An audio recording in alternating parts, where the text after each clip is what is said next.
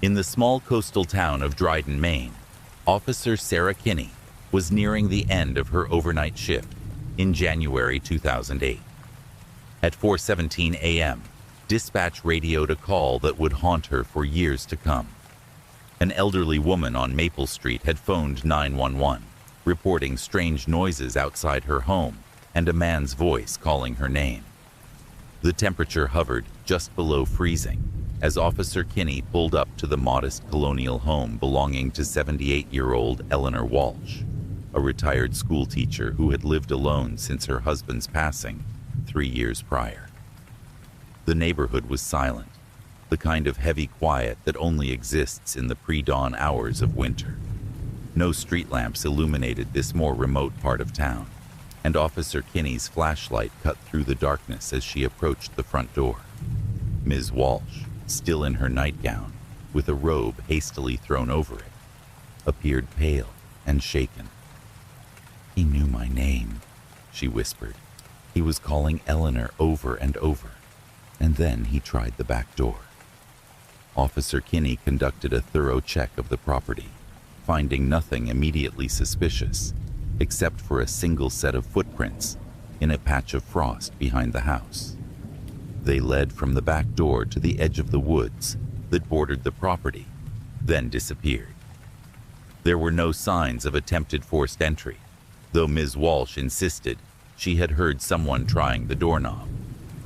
"I'm sure it was just some teenager playing a prank," Officer Kinney assured her, though something about the situation felt off.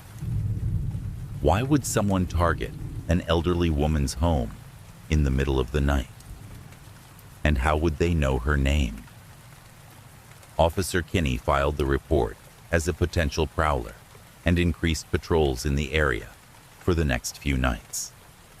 3 days later, a similar call came in from a different part of town, then another. By the end of the week, 5 elderly residents, all living alone, had reported the same experience. Someone outside their home in the early morning hours, softly calling their name, trying doorknobs. The department was baffled. No evidence was left behind, beyond occasional footprints, and no homes had been successfully entered. The incident seemed purposeless. If it was a potential burglar or home invader, why announce their presence? And why target only the elderly? 2 weeks into the investigation, Officer Kinney was reviewing the case files when she noticed something that sent a chill down her spine. All 5 victims had recently been hospitalized at Dryden Regional Medical Center within the past 6 months. Digging deeper, she discovered they had all been treated on the same floor, and all had been assigned to the same night shift nurse, a man named Gabriel Watts. When background checks revealed that Watts had previously worked at hospitals in 3 other states where similar incidents had been reported, police brought him in for questioning. During a search of his apartment, investigators found a notebook containing the names and addresses of dozens of elderly patients, including all 5 victims in Dryden. More disturbing were the detailed notations about their living situations, medications, and whether they lived alone. The truth, when it finally emerged, was more disturbing than anyone had anticipated. Watts confessed that he deliberately targeted vulnerable elderly patients, memorizing their personal information from their charts. He would visit their homes weeks after their discharge, calling their names to determine if they were alone and awake. His ultimate goal, he admitted, was to enter homes where the residents were too frail to resist and administer fatal doses of medications that would appear to be natural deaths. Most chilling was his explanation for why he called out their names first. "I wanted to see if they would answer, if they recognized my voice from the hospital and felt safe opening the door." Watts had successfully carried out his plan in 2 previous towns, resulting in the deaths of 7 elderly patients whose passing had initially been attributed to natural causes. The case sent shockwaves through the medical community and prompted hospitals nationwide to implement stricter protocols regarding patient information. For the residents of Dryden, particularly those who had heard their names being called in the darkness, the incident left lasting trauma. Officer Kinney, who had initially dismissed the first call as a prank, often reflects on how close the town came to tragedy. "What haunts me most," she later stated in an interview, "is thinking about how many times this might have happened before someone noticed the pattern. How many deaths were written off as natural when they weren't." The Watts case highlighted a terrifying vulnerability in the system, the implicit trust we place in healthcare workers, and how easily that trust can be exploited by someone with malicious intent. Gabriel Watts is currently serving multiple life sentences without the possibility of parole. For police departments across the country, the case serves as a sobering reminder that sometimes the most mundane calls, an old woman hearing noises in the night, can be the first thread that, when pulled, unravels something far more sinister than initially imagined. As for the residents of Dryden, many still check their locks twice before going to bed. And when the phone rings late at night, there's always a moment of hesitation before answering, a fleeting fear that someone might be calling their name.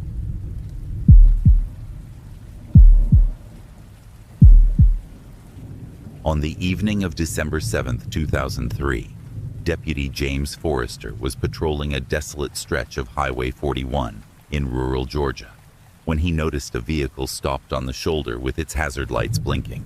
According to his dashcam footage, Deputy Forrester pulled up behind the blue Honda Civic at exactly 11:47 p.m.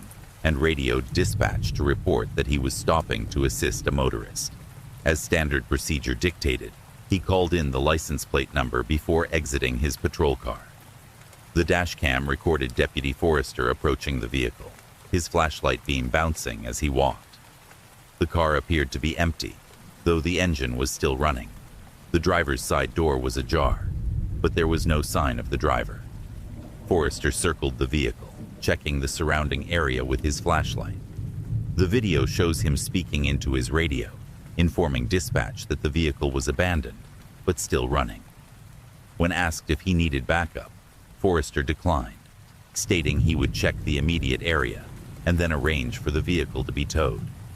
At 11:52 p.m., the dashcam shows Forrester walking along the tree line about 30 yards from the road, his flashlight sweeping back and forth through the tall grass. He disappears momentarily from view as he moves behind a cluster of trees. At 11:54 p.m., Forrester's flashlight can be seen moving deeper into the wooded area. At 11:57 p.m., the light disappears completely. When Deputy Forrester failed to respond to dispatch's check-in at midnight, a second patrol car was immediately dispatched to his location. Officer Teresa Martinez arrived at 12:14 a.m. to find Forrester's patrol car still running, lights flashing, parked behind the abandoned Honda Civic. Both vehicles were empty, with no signs of struggle or violence. Deputy Forrester's service weapon remained holstered in his patrol car. His flashlight was never recovered. What followed became one of the most extensive searches in Georgia law enforcement history. Over 200 officers, K-9 units, and volunteers combed the area. Helicopters with thermal imaging scanned the dense woods. The search expanded to cover more than 15 square miles over the course of 3 weeks, but not a single trace of Deputy Forrester was ever found.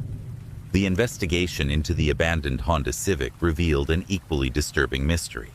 The vehicle was registered to Brandon Keller, a 27-year-old pharmaceutical sales representative from Atlanta.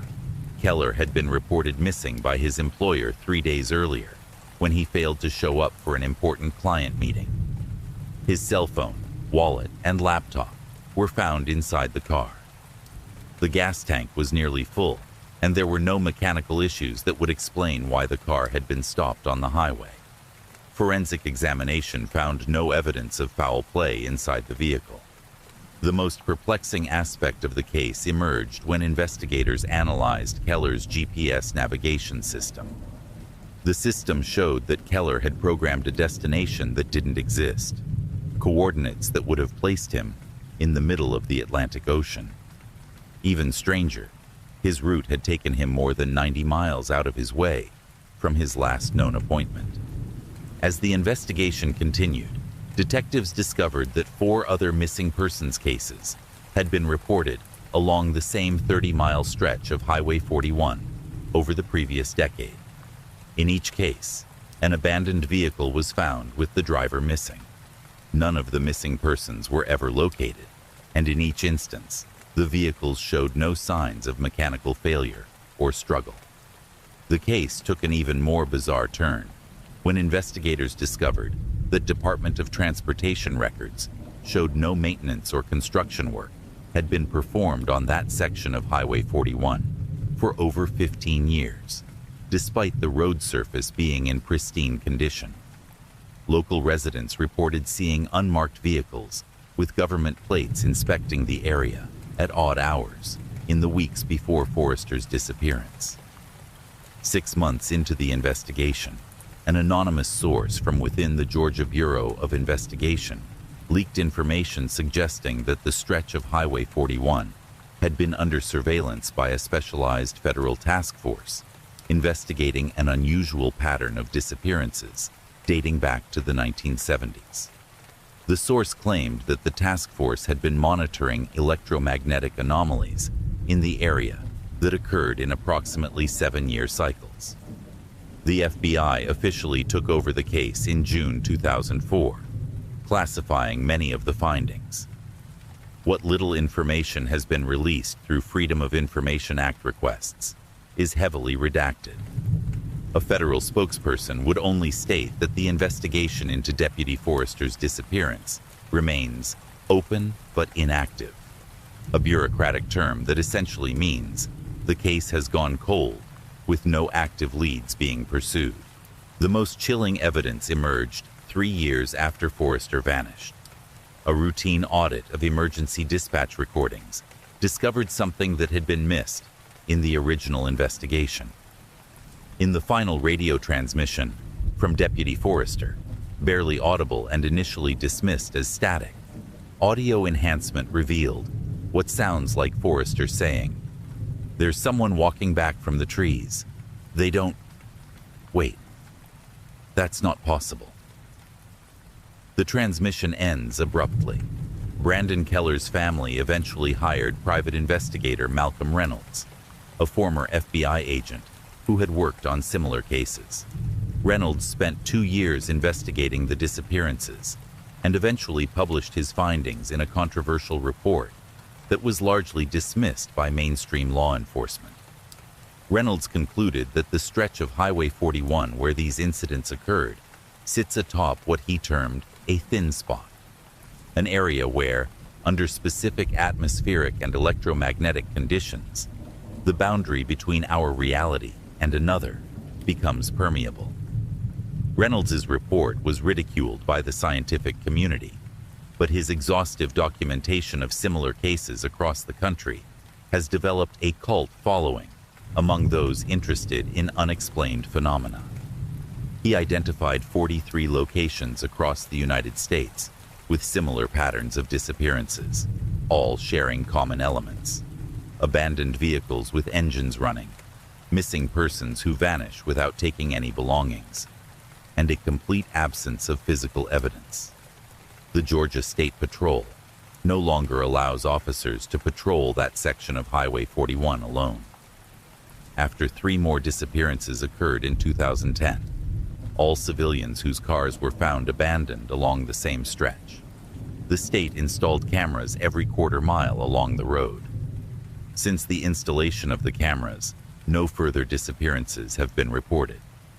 However, maintenance crews report that the cameras experience unexplained power failures approximately every 7 years, with the next cycle predicted to occur in late 2024. For the families of Deputy Forrester and Brandon Keller, the lack of closure has been devastating. Forrester's widow, Caroline, continues to visit the site of his disappearance on the anniversary each year, leaving his badge number etched into a nearby tree. The hardest part, she told a local newspaper on the 10th anniversary of his disappearance, isn't just that he's gone.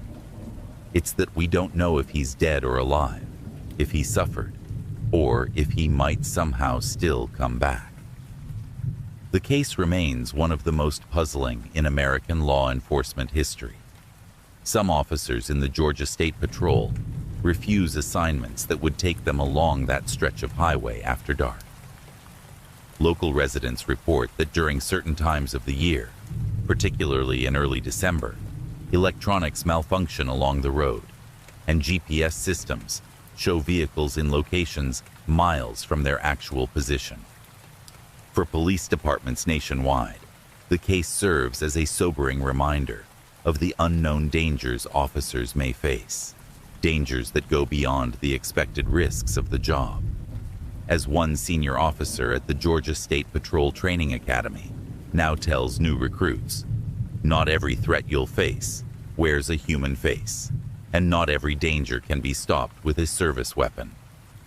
The stretch of Highway 41 where Deputy Forrester vanished has earned a nickname among local law enforcement, the Nowhere Road. It remains under constant electronic surveillance, a testament to a mystery that continues to baffle police and haunt the families of those who disappeared without a trace.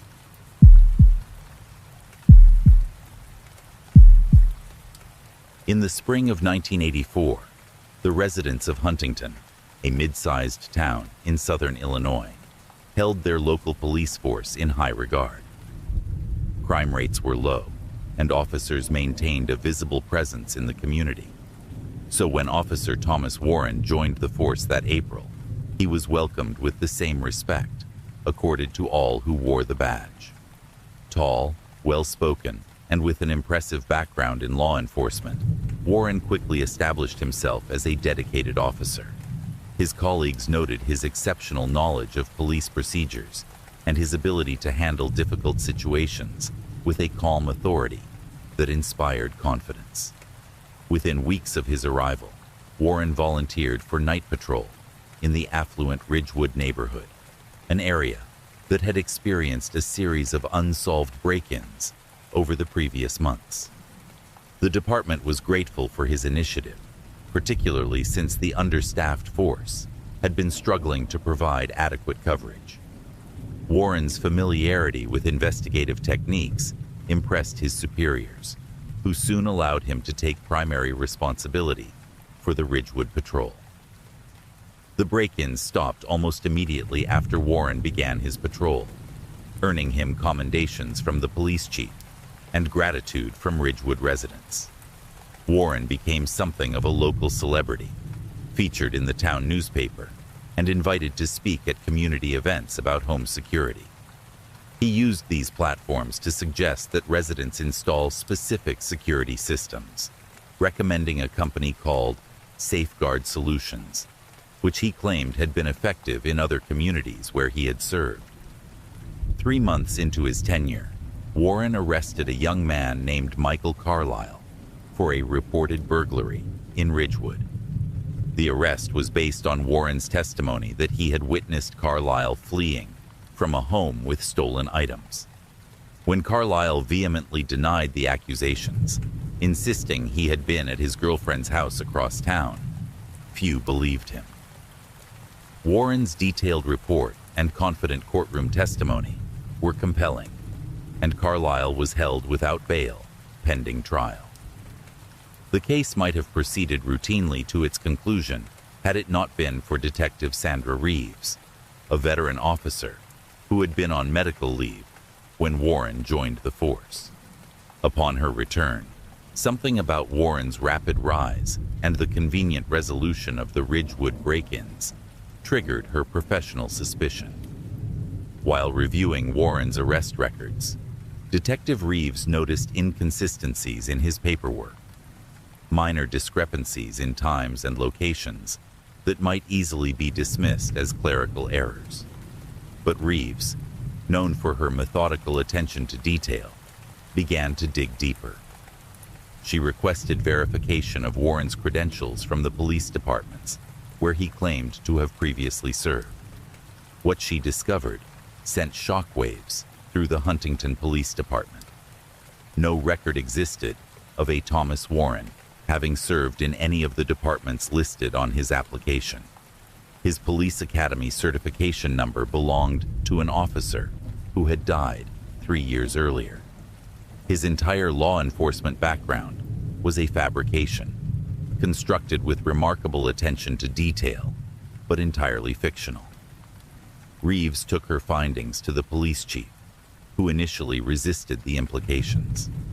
Warren had, after all, seemingly solved the Ridgewood break-ins and had become a respected figure in the community. A discreet investigation was launched, with Warren kept unaware of the growing suspicions about his identity. The truth that emerged was more disturbing than anyone had anticipated.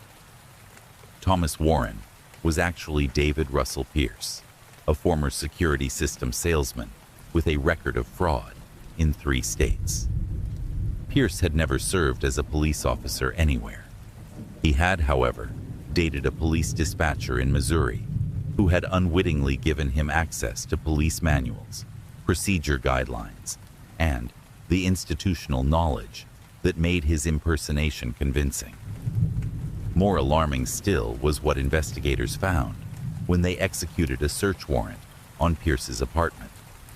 Hidden in a locked closet were items reported stolen from homes in Ridgewood: jewelry, electronics, and personal documents. A separate storage unit rented under a different name contained more stolen property. The break-ins hadn't stopped because Pierce had been patrolling the neighborhood. They had stopped because the thief had gained authorized, unquestioned access to the very homes he was targeting. The most disturbing discovery was a notebook containing detailed information about Ridgewood residents: their work schedules, security codes, locations of valuables, and notes on their habits and routines. Pierce had been using his position as a trusted officer to conduct surveillance on potential targets, gathering information during seemingly routine security checks that he had offered as a community service. The connection to Safeguard Solutions, the security company Pierce had been recommending, revealed another layer to the scheme. The company was legitimate, but Pierce had arranged a referral commission for each new customer. More importantly, he received notification when systems were installed or upgraded, giving him both financial benefit and information about which homes had new security measures. As for Michael Carlisle, the young man Pierce had arrested for burglary, his alibi proved true. Surveillance footage from a gas station confirmed he had been across town at the time of the alleged burglary. Pierce had deliberately framed Carlisle, who had no connection to the crimes, possibly to provide a convenient conclusion to the break-in investigations before suspicions about his own activities could arise. Pierce was arrested during a shift change at the police station, a deliberate choice to minimize potential resistance and public spectacle. The man who had confidently worn a police uniform for nearly 5 months showed no surprise when confronted with the evidence against him, only a cold resignation. The aftermath of the deception left deep wounds in Huntington. The police department faced harsh criticism for its failure to properly vet Pierce before giving him a badge and a gun. An internal investigation revealed that multiple verification steps had been skipped during his hiring, as the department had been desperately trying to fill positions amid budget constraints. The police chief resigned under pressure, and the department instituted rigorous new background check procedures. For the residents of Ridgewood, the revelation that they had welcomed a criminal into their homes and shared personal details with him created a lasting sense of violation and distrust. Many reported feeling unable to feel secure in their homes, even years after the incident. The community's faith in law enforcement was severely damaged, requiring years of intentional rebuilding by the restructured police department. During his trial, psychological evaluations revealed that Pierce exhibited traits consistent with antisocial personality disorder. He showed no remorse for his actions, instead expressing pride in his ability to deceive an entire police force and community. "They gave me the keys to the kingdom," he reportedly told the court psychologist. "They wanted so badly to believe in the uniform that they never looked at the man wearing it." Pierce was convicted of multiple counts of fraud, burglary, impersonating a police officer, and evidence tampering. The judge, citing the extraordinary breach of public trust and Pierce's exploitation of his fraudulent authority, imposed the maximum sentence on each count to be served consecutively. Pierce received a 32-year sentence without the possibility of early parole. The case became a cautionary tale in police academies across the country, frequently cited in training modules about the importance of thorough background investigations and the dangers of institutional complacency.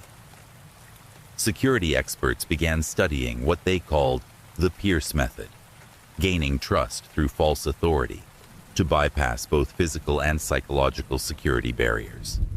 For Detective Reeves, whose instincts and persistence had uncovered the deception, the case represented both a professional triumph and a sobering reminder of vulnerability.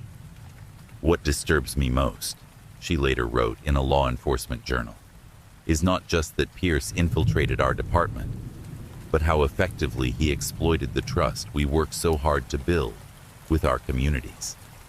He understood that the uniform represents something powerful: safety, authority, protection, and he weaponized that symbolism against the very people it's meant to reassure." The Pierce case fundamentally changed how many police departments approach credential verification, with multiple independent checks now standard practice. It also altered how communities think about their relationship with law enforcement, introducing a necessary skepticism that, while uncomfortable, serves as protection against similar deceptions. Perhaps most troubling was the revelation that Pierce was not unique. Subsequent investigations identified at least 7 other cases across the country where individuals had successfully impersonated police officers for extended periods. The uniform, the badge, and the inherent authority they represent proved surprisingly easy to claim for those calculated enough to attempt it. Today, a section of the Illinois Law Enforcement Training and Standards Board facility is informally known as the Pierce Wing, where new recruits learn about the case as part of their ethics and professional responsibility training. The message is clear. The authority represented by the badge comes with an obligation to be worthy of the trust it inspires, and to be vigilant against those who would exploit that trust for their own ends.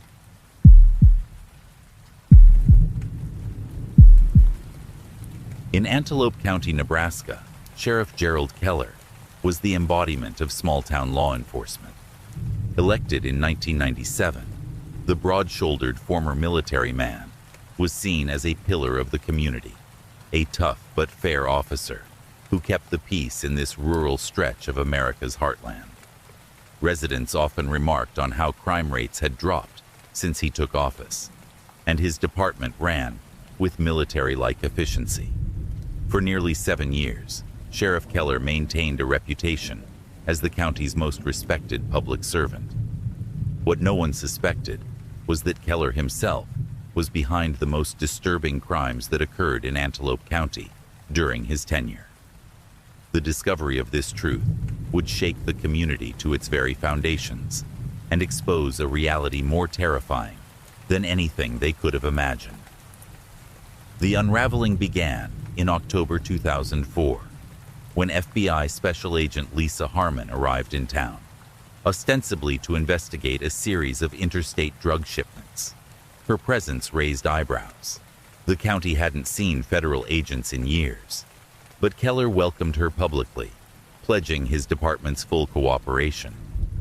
Behind closed doors, however, Associates later reported that Keller became increasingly agitated, checking in frequently with deputies about the FBI agent's activities and demanding daily reports on her movements. Agent Harmon's investigation, as it turned out, had little to do with drug trafficking. The Bureau had received an anonymous tip with detailed allegations about Sheriff Keller's activities. The letter included dates, locations, and information that only someone intimately familiar with the department's operations could know. It alleged that Keller had been systematically terrorizing certain residents, burglarizing homes, and even arranging accidents for those who crossed him, all while using his position to direct suspicion elsewhere. The FBI initially treated the allegations with skepticism. Anonymous tips about public officials often stemmed from personal vendettas or political rivalries. But certain details in the letter corresponded with unsolved cases in the Bureau's database, prompting a discreet preliminary investigation. What Agent Harmon discovered during her first week in Antelope County convinced her superiors to authorize a full-scale operation. The investigation revealed a pattern so methodical, it was chilling. Sheriff Keller had been selectively targeting individuals in the community, typically those who were vulnerable, isolated, or unlikely to be believed if they reported problems. A local widow who had rebuffed Keller's romantic advances found her home repeatedly burglarized. A businessman who had opposed Keller in a land deal suffered a mysterious fire at his warehouse. A teenage boy who had witnessed Keller engaged in suspicious activity was arrested on fabricated drug charges and pressured into leaving town. Most disturbing were the night visits. Multiple residents reported seeing someone shine a flashlight through their windows late at night, or hearing footsteps on their porch. Some even reported hearing their doorknobs being tested. Complaints to the sheriff's department about these incidents were documented, but never investigated. The perpetrator was never caught, and Keller publicly attributed the incidents to overactive imaginations or teenagers playing pranks. The investigation accelerated when Agent Harmon discovered a hidden safe in Keller's hunting cabin, containing items reported stolen from various homes across the county. More damning was a journal detailing his activities, including a disturbing scoring system for what he called his night rounds, assigning points for causing fear without being identified. The writings revealed a man who derived immense satisfaction from knowing that residents were reporting these terrifying incidents to his own office, confiding their fears to the very person causing them. Keller's deputy, Marcus Whitman, became key to the investigation after Agent Harmon cautiously approached him with evidence of the sheriff's criminality. Whitman admitted he had harbored suspicions about his superior for years, but had been afraid to act on them. The sheriff kept files on everyone, Whitman later testified. He knew something about everybody in the department, something they'd done wrong, or mistakes they'd made that he could use against them if needed. We were all afraid of him. With Whitman's assistance, the FBI placed covert surveillance equipment in the sheriff's department and patrol vehicles. The recordings captured Keller discussing how he had staged a hit-and-run accident that killed a former deputy who had threatened to expose departmental misconduct. He was also recorded planning the intimidation of a witness in an upcoming trial, where his testimony had been questioned. The FBI moved to arrest Keller on November 12, 2004, but the operation nearly ended in disaster. Tipped off by a county clerk who noticed unusual activity around the courthouse, Keller barricaded himself in his rural home with an arsenal of weapons. What followed was a tense 14-hour standoff, during which Keller alternated between threatening suicide and promising to take federal agents with him if they attempted entry. The situation was diffused by an unlikely figure, Reverend Thomas Milligan, a local pastor whom Keller respected. Milligan volunteered to approach the house and talk with the sheriff. Despite the obvious danger, the pastor spent 3 hours on Keller's porch, eventually convincing him to surrender peacefully. Milligan later revealed that Keller had confessed everything to him during those hours, describing his actions as playing God in a town that needed someone to fear. The aftermath of Keller's arrest revealed the full extent of his activities. Forensic evidence linked him to 3 unsolved murders in neighboring counties, dozens of burglaries, and a systematic campaign of intimidation against anyone he perceived as a threat to his authority.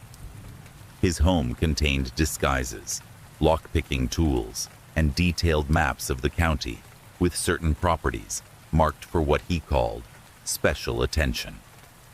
Perhaps most shocking to the community was the discovery that Keller had installed hidden cameras in various locations around town, including in the homes of prominent citizens. The cameras, sophisticated for the time, allowed him to gather compromising information and monitor his victims' reactions to his intimidation tactics. An entire room in his basement was dedicated to surveillance equipment, with labeled binders containing information on nearly 200 county residents.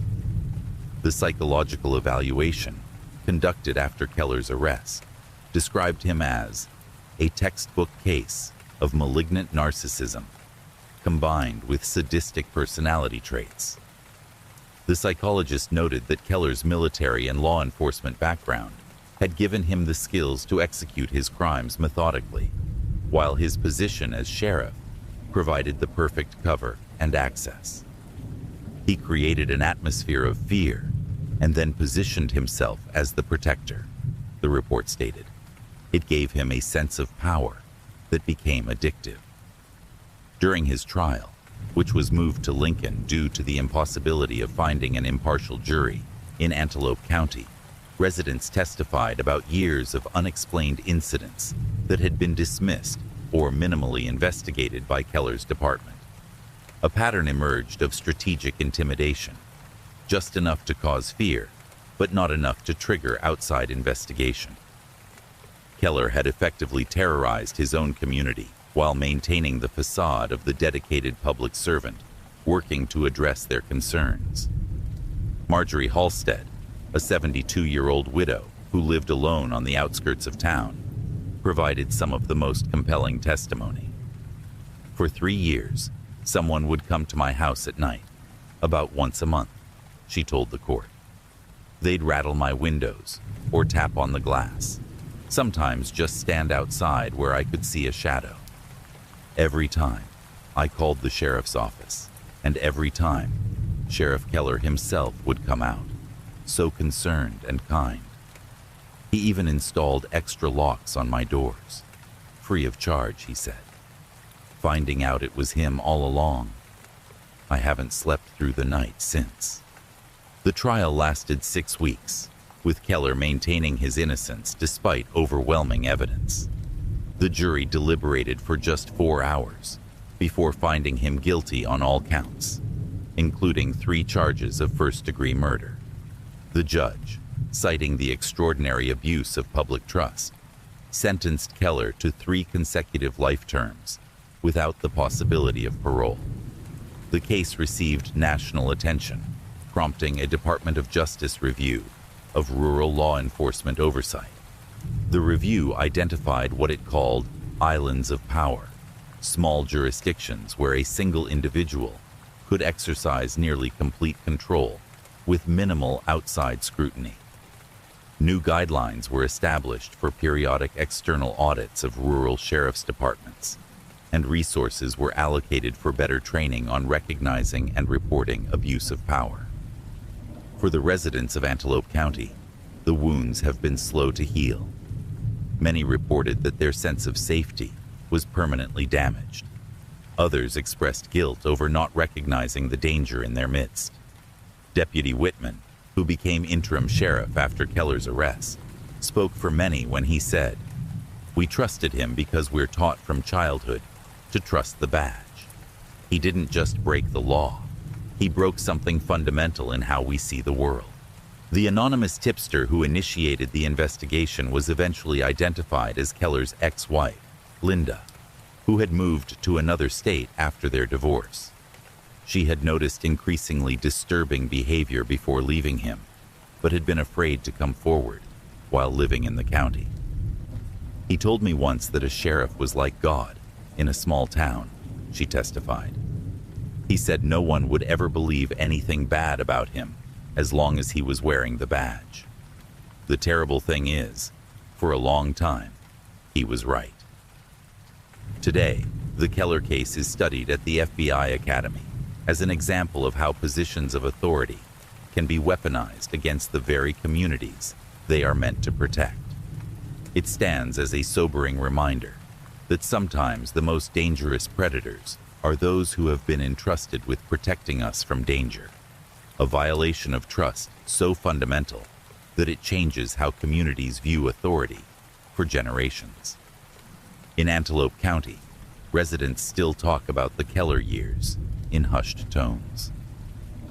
The Sheriff's Department, now housed in a new building, has worked diligently to rebuild community trust. But older residents still check their locks twice at night, and many keep a wary eye on patrol cars passing by. A lingering legacy of the years when the man sworn to protect them was the very source of their deepest fears.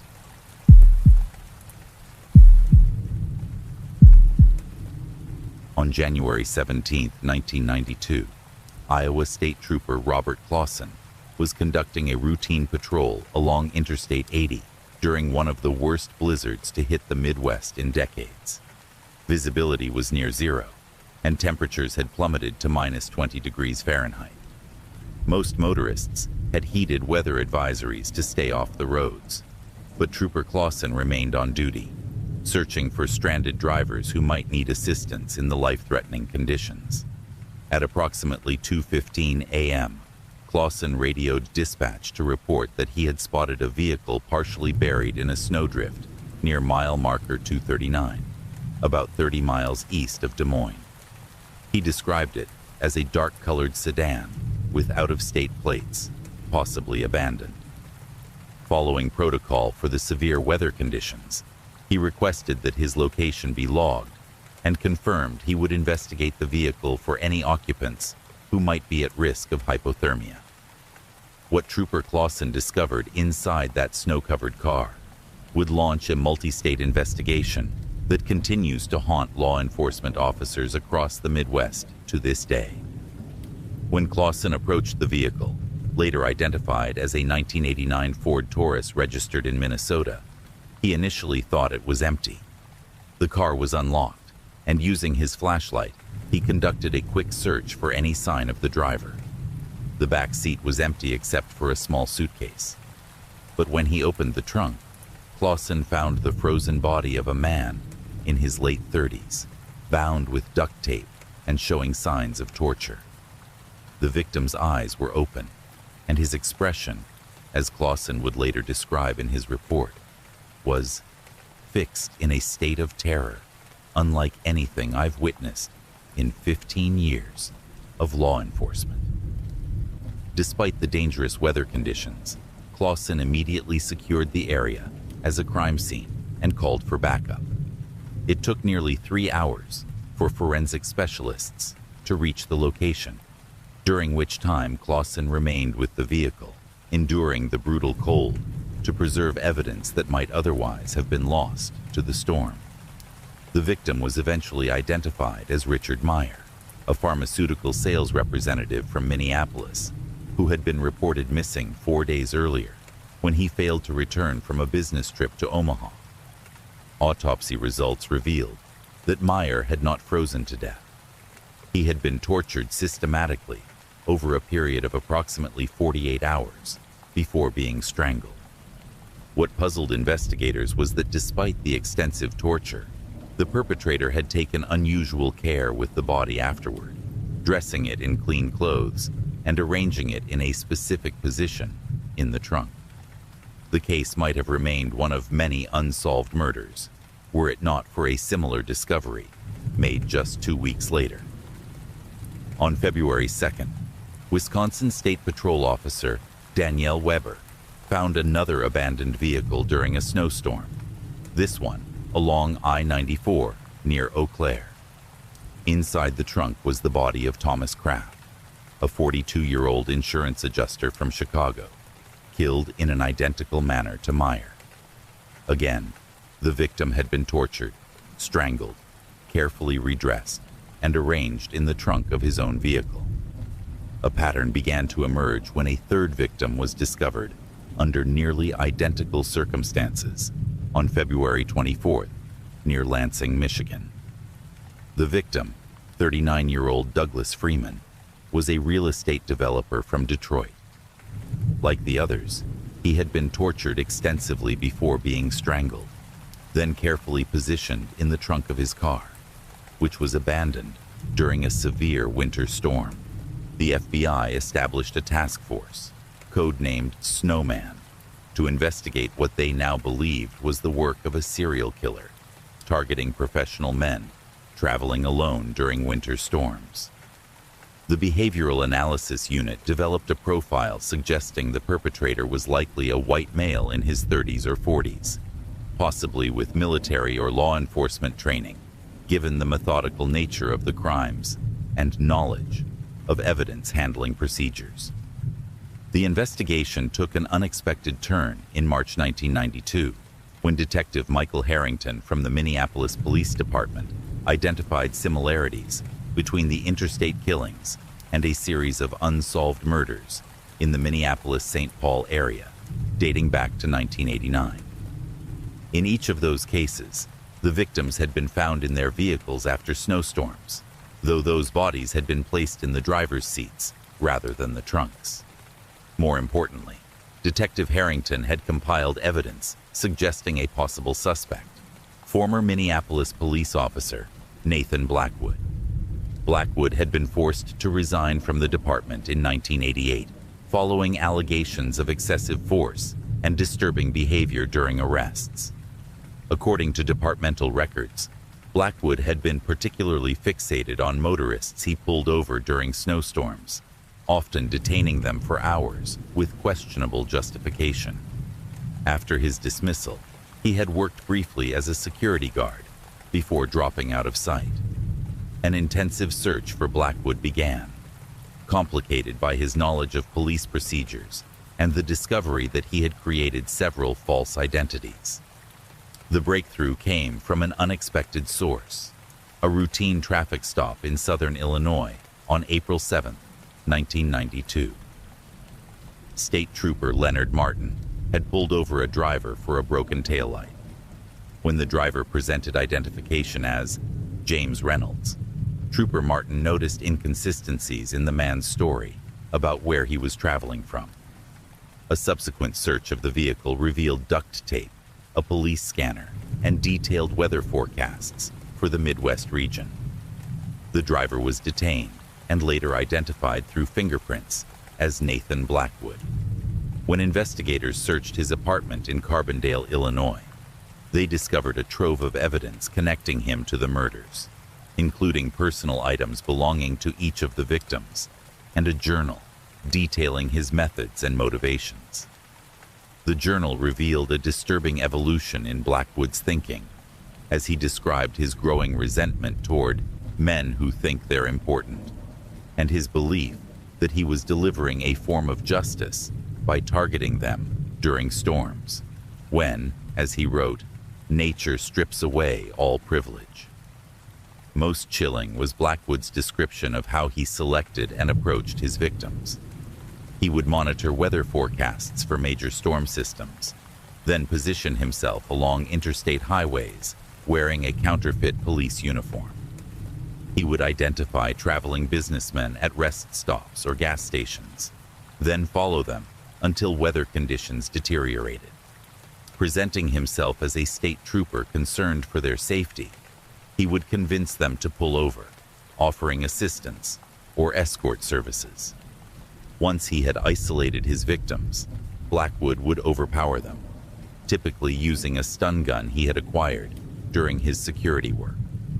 He would then transport them to abandoned properties he had previously scouted along his patrol routes, where he would conduct what he called interrogations over a period of days.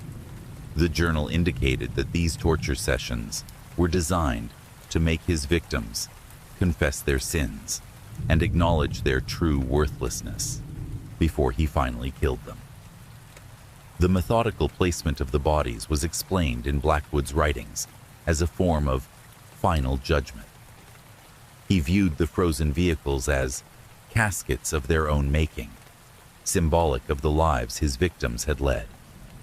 By positioning the bodies precisely, dressing them in clean clothes, and abandoning them during the height of storms, he believed he was creating scenes that would make an impression on whoever found them. He specifically noted his intention to target law enforcement officers with these discoveries, writing that he wanted them to feel the same helplessness I felt on patrol, finding people I couldn't save. The case against Blackwood was overwhelming. In addition to the journal and physical evidence, DNA testing, still relatively new in criminal investigations at that time, linked him conclusively to all 6 victims identified in the interstate investigation and the 4 earlier cases in Minnesota. Investigators eventually connected him to a total of 15 murders across 5 states, all following the same pattern and occurring during extreme winter weather conditions. The trial of Nathan Blackwood began in September 1992 and lasted nearly 6 weeks.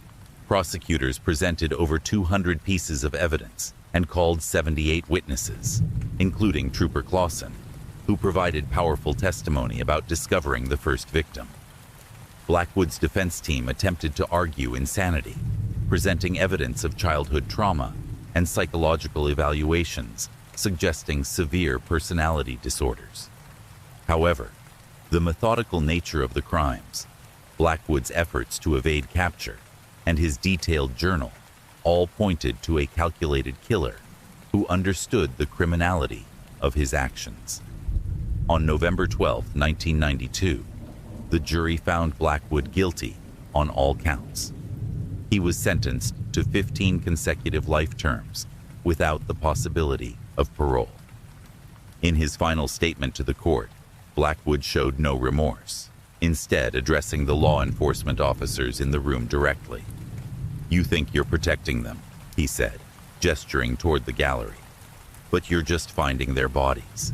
Remember that during the next storm." The Blackwood case fundamentally changed how state patrol agencies across the Midwest approach winter storm operations. New protocols were established for officer identification during severe weather events, including verification codes that drivers could request when approached by someone claiming to be law enforcement. The case also led to the development of specific training for officers on identifying potential predators who might exploit emergency situations. For many officers involved in the investigation, the case left psychological scars that never fully healed. Trooper Clausen, who found the first victim and played a crucial role in preserving evidence that eventually led to Blackwood's conviction, requested a transfer from highway patrol to administrative duties following the trial. In a rare interview granted 10 years after the case, Clausen explained, "It wasn't just finding that poor man in the trunk. It was the realization that Blackwood had been out there on the same roads as me, wearing the same uniform, exploiting the trust people place in us. During bad storms, I still find myself checking trunks of abandoned vehicles, even though I know he's locked away. Some fears never leave you." The case has become standard curriculum in FBI training programs focused on predators who impersonate authority figures, particularly those who exploit natural disasters or severe weather events to access victims. Behavioral analysts have noted that Blackwood represents an especially dangerous category of killer, one who not only understands law enforcement procedures, but specifically targets the psychological relationship between police and the public. For motorists across the Midwest, the case had a lasting impact on how they view assistance during winter emergencies. Many state patrol agencies reported that for years following Blackwood's arrest, drivers were hesitant to pull over for patrol cars during snowstorms, often calling dispatch to verify that the officer behind them was legitimate. Today, Nathan Blackwood remains incarcerated in a maximum security facility, classified as one of the most dangerous prisoners in the federal system. His case files, including the journal documenting his crimes, are sealed by court order, accessible only to law enforcement officials for training purposes. The locations where he tortured and killed his victims have never been revealed to the public, though rumors persist in small towns across the Midwest about abandoned properties that local residents avoid, especially during winter storms. The Snowman Killings, as they came to be known in law enforcement circles, serve as a grim reminder of how vulnerable we can be when isolated by nature's fury, and how easily our trust in those sworn to protect us can be exploited by someone determined to do harm.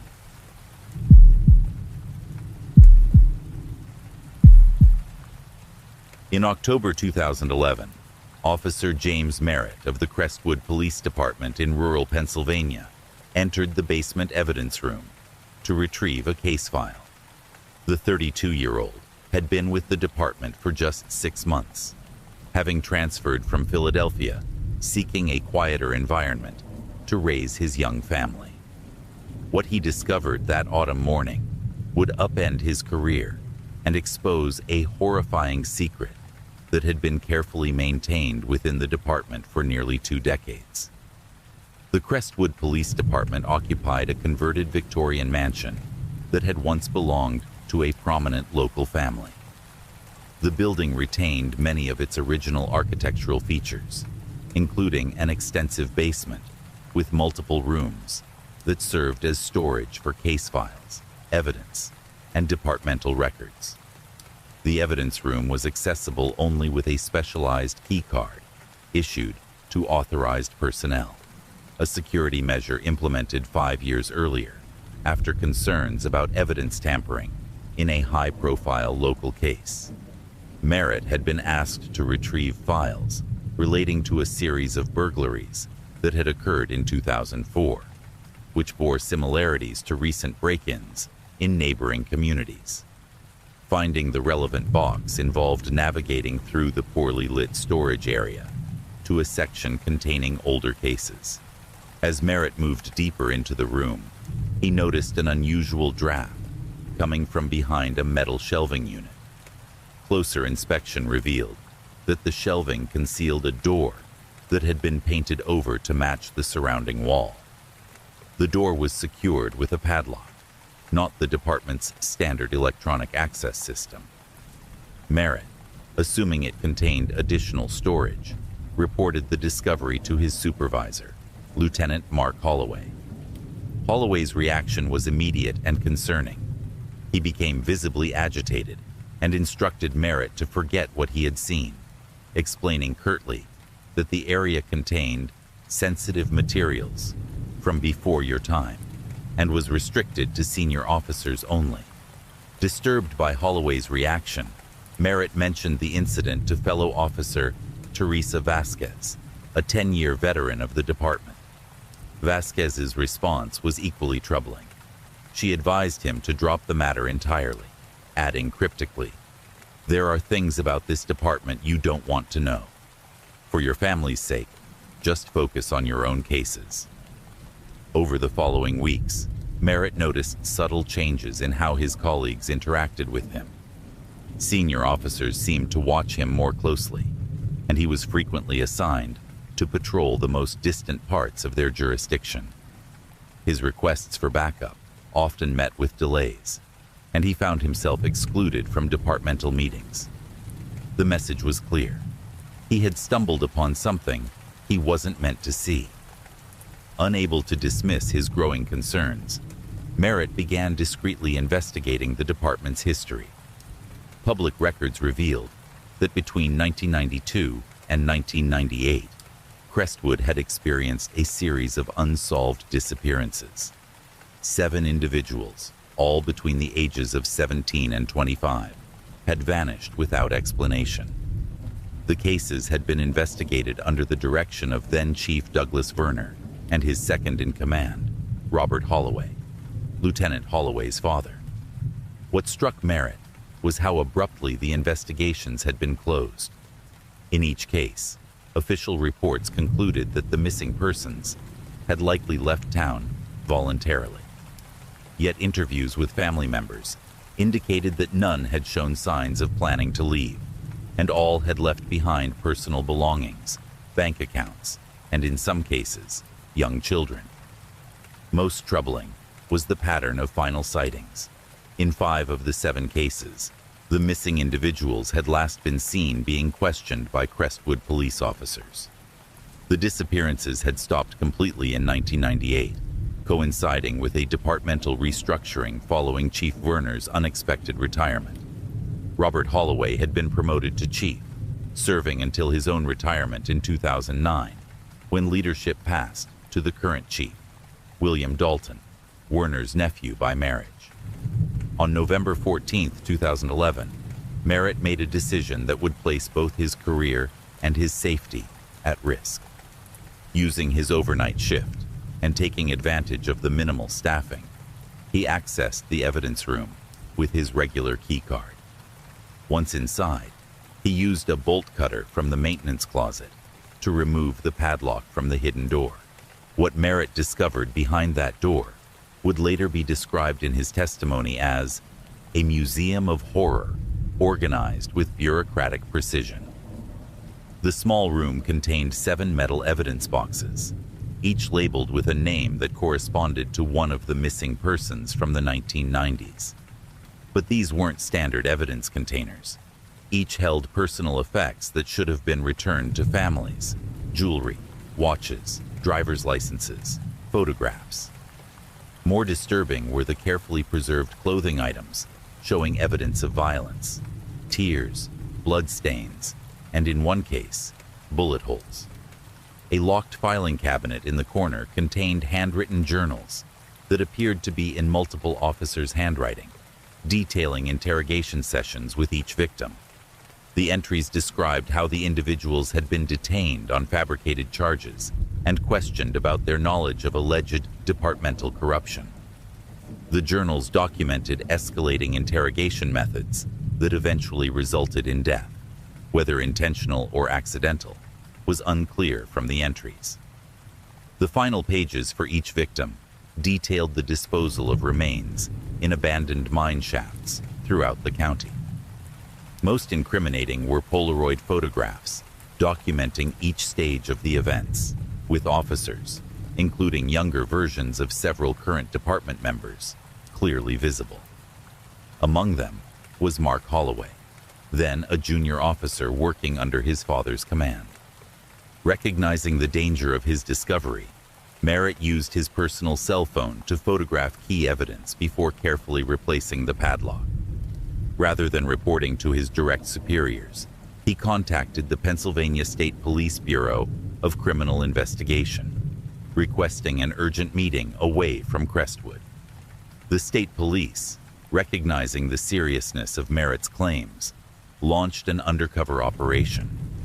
Within days, electronic surveillance had been installed in the evidence room and key department offices. What they recorded confirmed Merritt's allegations and revealed an ongoing conspiracy to maintain the cover-up, led by Lieutenant Holloway and Chief Dalton, both of whom had participated in the original crimes as junior officers. The investigation culminated in a pre-dawn raid on December 5, 2011. State police simultaneously arrested Chief Dalton, Lieutenant Holloway, and 3 other senior officers. When investigators accessed the hidden room, they found it empty. The evidence had been moved or destroyed in the weeks following Merritt's discovery. However, Merritt's photographs, combined with electronic surveillance capturing conversations about removing the historical files, provided sufficient evidence to support charges. The case broke open completely when former Chief Werner, by then living in a nursing home and suffering from early-stage dementia, provided a detailed confession during lucid periods. He described how the department had systematically eliminated young people who had witnessed officers engaging in drug trafficking and other corrupt activities during the 1990s. Werner implicated 13 officers in total, including himself and both Holloways, in what he called necessary removals to protect the department. Excavations of the abandoned mines, identified in the journal entries, eventually recovered human remains from 5 of the 7 victims, providing closure for families who had spent decades wondering about their loved ones' fates. DNA evidence conclusively linked senior members of the Crestwood Police Department to the crime scenes. The trials that followed resulted in multiple life sentences for the surviving officers involved in the original crimes and subsequent cover-up. The case prompted a statewide review of missing persons investigations handled by small-town police departments, ultimately leading to the resolution of 22 cold cases unrelated to Crestwood. For Officer Merritt, the aftermath brought both professional recognition and personal hardship. While commended by state authorities for his actions, he and his family faced harassment and threats that eventually forced them to relocate under assumed names. In his final public statement before entering witness protection, Merritt addressed the families of the victims. "I became a police officer because I believed in justice. What happened in Crestwood was the perversion of everything that badge is supposed to represent. I'm sorry it took so long for the truth to come to light." The Crestwood case represents one of the most disturbing examples of institutional corruption in American law enforcement history. It demonstrates how small, isolated departments can become dangerous fiefdoms when oversight fails, and loyalty to colleagues outweighs duty to the public. The physical evidence room, hidden within an already restricted area, serves as a powerful metaphor for the layers of secrecy that can develop within tight-knit police cultures. Today, the former Crestwood Police Department building stands empty, the local government having relocated police operations to a modern facility following the scandal. The basement evidence room has been sealed entirely, with a memorial plaque listing the names of the 7 victims mounted on the exterior wall, a permanent reminder of how those entrusted with upholding the law became its most dangerous violators. For police departments nationwide, the Crestwood case is now featured in ethics training as a cautionary tale about the dangers of unwavering loyalty and the corrosive effects of secrecy. As one FBI instructor tells recruits, "The most frightening predators aren't always those running from the law. Sometimes they're the ones hiding behind it."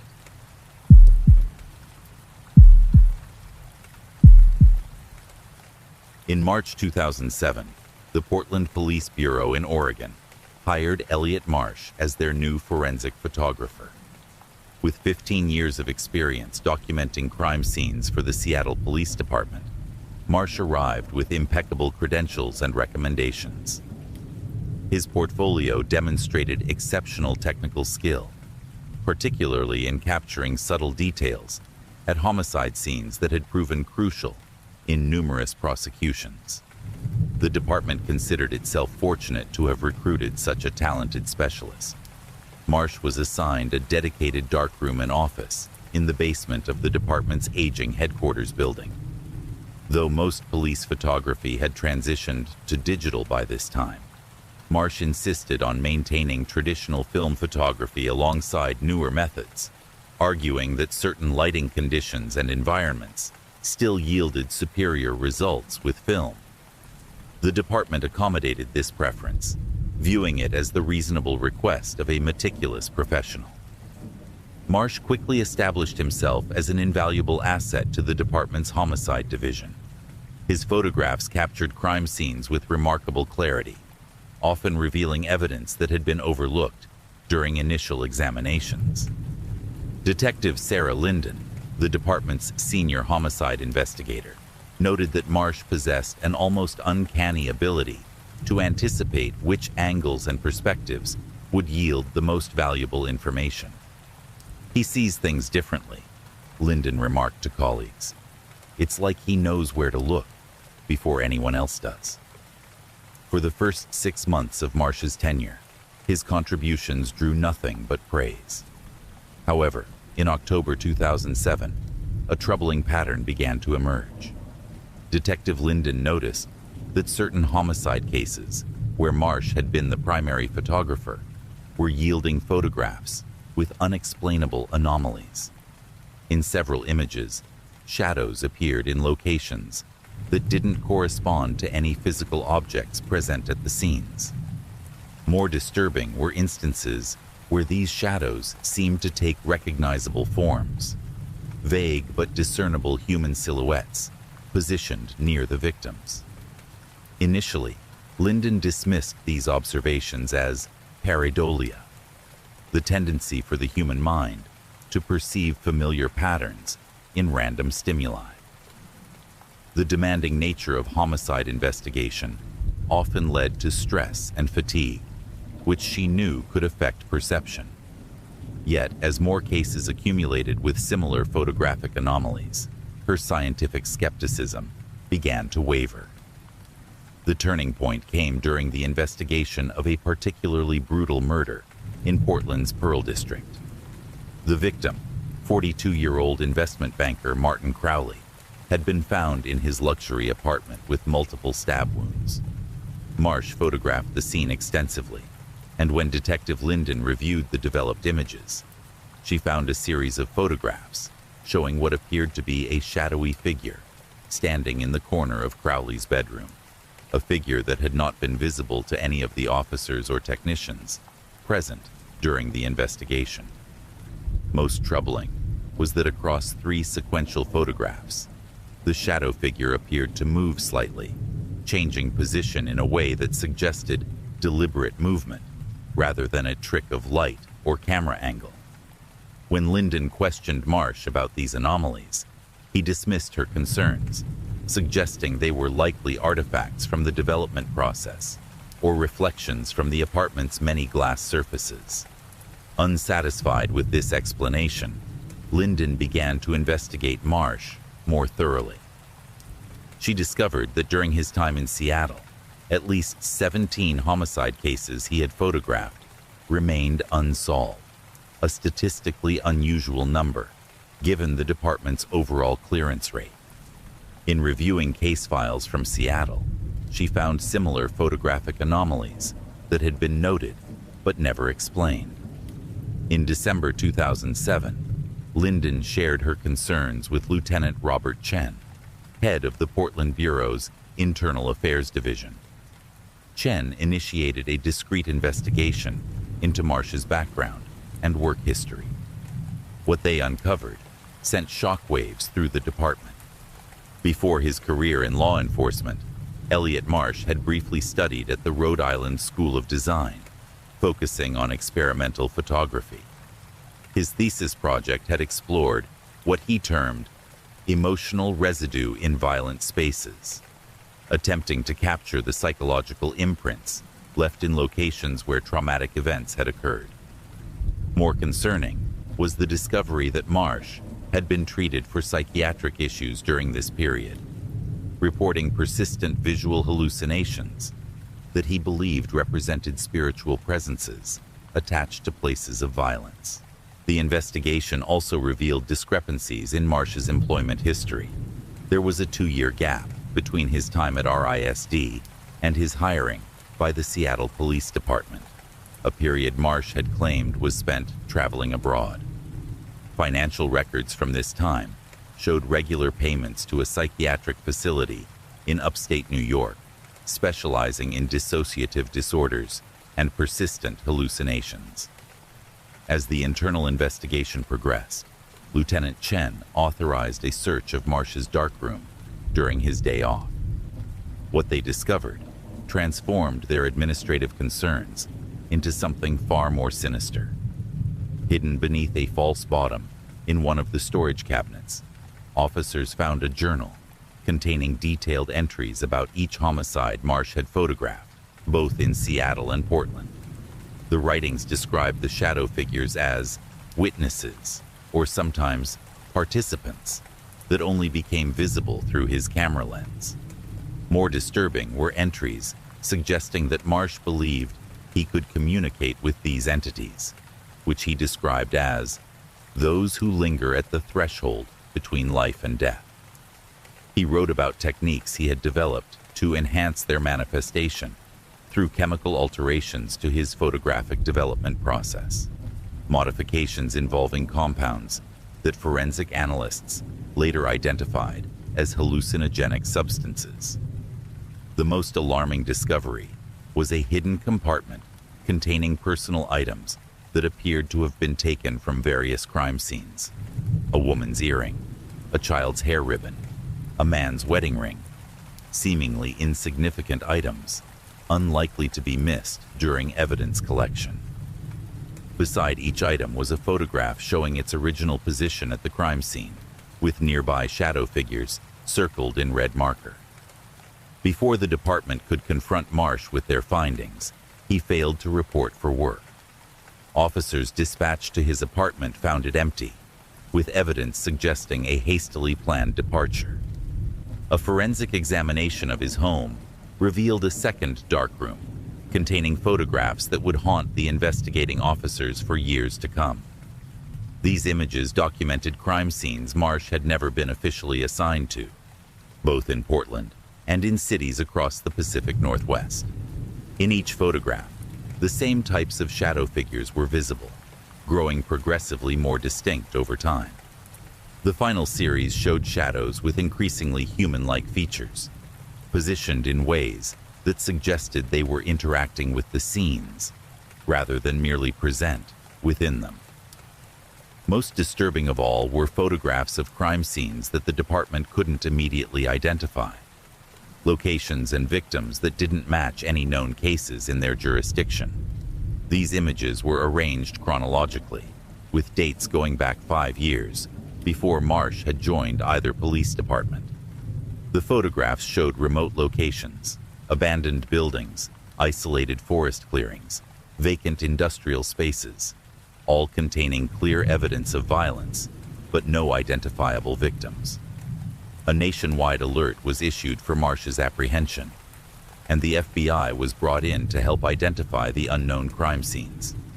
Using geographical markers visible in the photographs, they eventually located 3 previously undiscovered scenes, exactly as they appeared in Marsh's images, including a remote cabin in the Cascade Mountains, where they recovered human remains belonging to 2 individuals who had been reported missing 3 years earlier. The investigation expanded to include all cases Marsh had been involved with during his time in law enforcement. Forensic analysis of his photographic chemicals revealed that he had been incorporating various psychoactive substances into his development process, potentially contaminating evidence in dozens of cases. Defense attorneys across Washington and Oregon began filing appeals for cases where Marsh's photographs had provided crucial evidence. Despite an extensive manhunt, Elliot Marsh was never apprehended. In February 2008, his abandoned car was found near Crater Lake National Park, with his camera equipment still inside. A search of the surrounding wilderness yielded no results. To this day, his whereabouts remain unknown. The most enduring mystery of the case concerns the shadow anomalies in Marsh's photographs. Independent analysis by photographic experts and optical scientists failed to provide a satisfactory explanation for their appearance.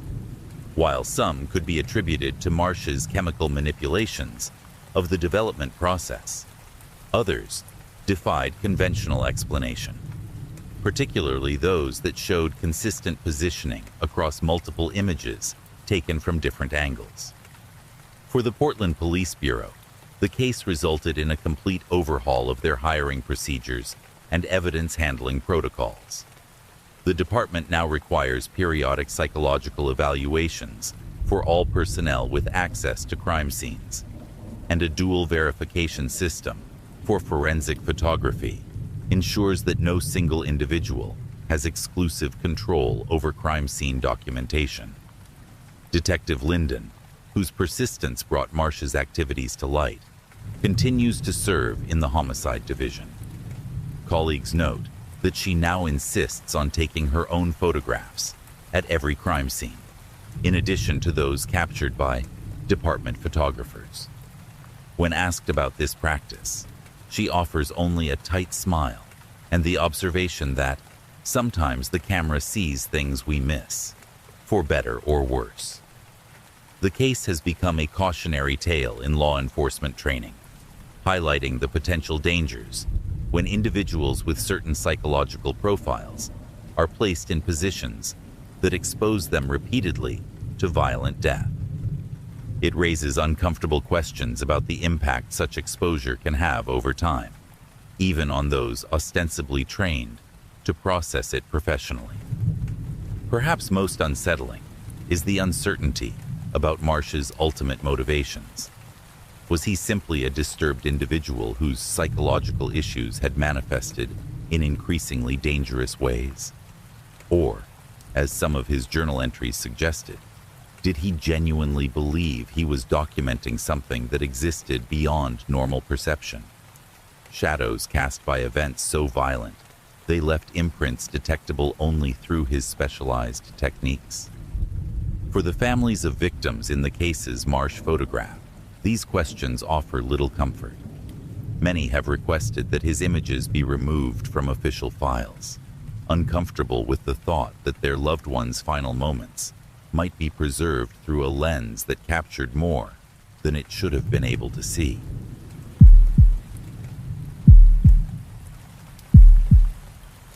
On December 14, 2013, the Montgomery County Emergency Services Center in eastern Pennsylvania experienced what would later be described as the most catastrophic communications failure in modern American law enforcement history. For exactly 76 minutes, between 1:42 a.m. and 2:58 a.m., all radio communications within the county's emergency dispatch system went completely silent. No calls were received, no dispatches were made, and no communications between officers could be transmitted. When the system abruptly resumed functioning at 2:58 a.m., dispatchers and officers found themselves confronting a situation that defied conventional explanation, one that would lead to multiple investigations, resignations, and a complete restructuring of emergency response protocols across the state. Montgomery County's emergency communications infrastructure had been upgraded just 6 months prior to the incident, with state-of-the-art equipment and redundant systems designed specifically to prevent total communications failure. The $4.7 million investment had been publicly lauded as establishing the gold standard for integrated emergency services dispatch. The system included triple redundant power supplies, satellite backup capabilities, and was staffed by experienced dispatchers working in 3-person teams on a rotating schedule. Lead dispatcher Catherine Winters had been with the department for 17 years. Working alongside her that night were Tobias Freeman, a dispatcher with 8 years of experience, and Alicia Mendez, who had transferred from Philadelphia's dispatch center 3 years earlier. All three were considered exemplary employees with spotless performance records. According to the subsequent investigation, the night had been relatively routine until approximately 1:30 a.m., when Freeman noted an unusual pattern of static on several radio channels. He performed a standard diagnostic check, finding no technical issues, and logged the observation as required by protocol. At 1:38 a.m., Officer Raymond Parker, patrolling in the northern section of the county, reported hearing strange voices on his radio that didn't sound like regular dispatch. His last transmission at 1:41 a.m. indicated he was pulling over to check his equipment. Then, at exactly 1:42 a.m., all radio communications ceased. Initial reactions at the dispatch center followed standard procedures for system interruption. Winters attempted to switch to backup channels, while Mendez ran diagnostics on the main system. Freeman contacted the county's IT department emergency line, reaching on-call technician James Hargrove, who remotely accessed the system. None of these measures restored functionality, and by 1:55 a.m., the center had implemented full emergency protocols, including dispatching IT personnel to the physical location and notifying the emergency services director. What makes this incident particularly disturbing is what occurred during those 76 minutes of silence, details of which emerged only through subsequent investigation. With all official communications channels down, patrol officers across Montgomery County began to experience what multiple reports later described as systematic harassment by an unknown entity using their non-functioning radio system. Although the central dispatch could not receive or transmit, individual officers in their patrol vehicles reported hearing transmissions that appeared to be coming from the dispatch center. These communications addressed officers by name and referenced personal details not generally known to their colleagues, information about their families, off-duty activities, and in some cases, private conversations that had occurred in their homes. Officer Sarah Chen, patrolling in the Abington Township area, reported hearing a voice she initially believed to be Dispatcher Winters, discussing Chen's daughter's medical condition, information Chen had never shared with her department. Officer Thomas Reynolds received detailed directions to an address where, the voice claimed, his wife was currently meeting with another man. Most disturbing was the experience of Officer Parker, who had initially reported the strange voices. After his radio went completely silent, he began receiving what sounded like dispatch instructions, directing him to an abandoned industrial facility to investigate a potential break-in. The voice, which he described as similar to Dispatcher Freeman's but somehow wrong, provided increasingly urgent commands, claiming that officers needed assistance. Parker, sensing something amiss, attempted to call the dispatch center directly on his cell phone, but found that cellular service was also non-functional in his area. Following protocol for communications failure, he drove to the nearest police substation in Whitemarsh Township, arriving at 2:10 a.m. to find 3 other officers who had experienced similar disturbing communications. Meanwhile, at the dispatch center, a different kind of horror was unfolding. While the technical team worked to restore communications, the 3 dispatchers reported experiencing increasingly severe physical symptoms, including headaches, nausea, and in Mendez's case, a nosebleed that began suddenly at 2:15 a.m. More alarming were the audio hallucinations that all 3 dispatchers reported independently in later interviews, voices they described as whispering between the static on their supposedly non-functioning headsets. At 2:40 a.m., the center's security camera system recorded Dispatcher Freeman standing abruptly, removing his headset and walking to the restroom. He did not return. When security personnel checked the restroom at 3:05 a.m., after communications had been restored, they found it empty. Despite a comprehensive search of the building and surrounding area, Freeman was not located until 5:20 a.m., when a county maintenance worker found him sitting in his car in the parking lot, unresponsive and staring straight ahead. Medical evaluation found him in a state of catatonic shock.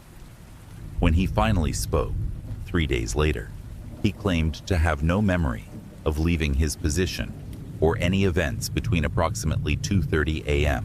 and his discovery in the parking lot.